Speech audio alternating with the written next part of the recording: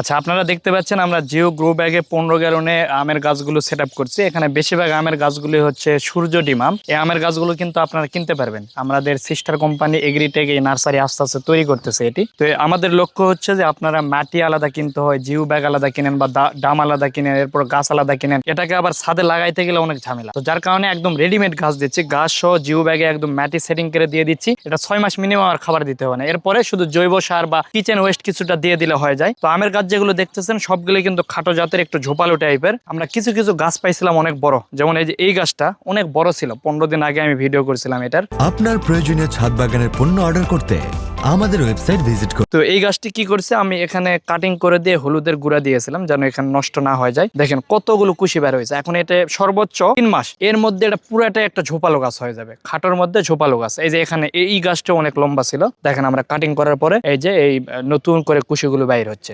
এই গাছটা সুন্দর একটা ঝোপালো গাছ হবে। তো এই গাছগুলো কিন্তু আমাদের থেকে আপনারা নিতে পারবেন।